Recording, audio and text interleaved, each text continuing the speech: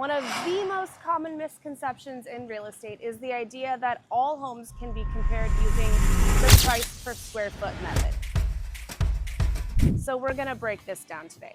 You've probably heard it before when someone says, that house sold for $1,300 per square foot, so mine should too. Or maybe you wondered why two homes in the same neighborhood have wildly different price per square foot numbers.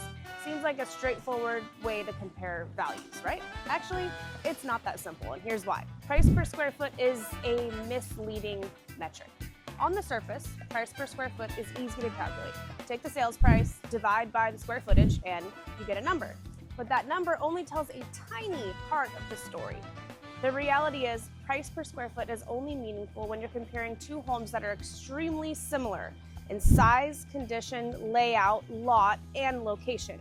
And let's face it, in markets like the Bay Area, how often do we see two truly identical homes? Almost never. Why the numbers don't add up? Here's what most people miss. Location, location, location. Even within the same city, neighborhood, or street, location can dramatically affect value.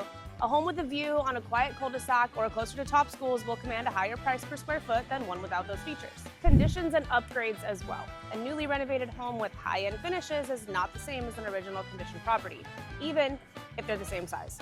Upgrades, layout, even the feel of a home can shift value significantly. Then there's lot size and land value. Sometimes the land is worth more than the house itself, especially in premium areas. A tiny cottage on a prime lot might have a much higher price per square foot than a larger home on a less desirable lot.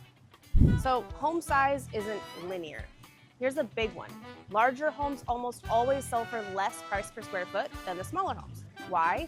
Because the most valuable spaces, kitchens, bathrooms, and living areas, don't multiply at the same rate as bedrooms and bonus rooms. And the bigger the house, the less buyers are willing to pay for each additional square foot. And then there's unique features like pools, landscaping, views, and even home's floor plan can all impact value. You can't boil that down to one simple number. So the real way to value a home, what is the right approach?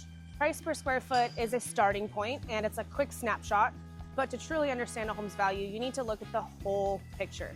Recent sales of similar homes, current market trends, property condition, and those unique features that make that house special. That's why working with an experienced agent who understands those nuances is so critical. We use a combination of data, experience, and market insight to help you price, buy, or sell with confidence, not just by running the numbers, but by understanding what those numbers actually mean. So next time you hear someone say, what's the price per square foot?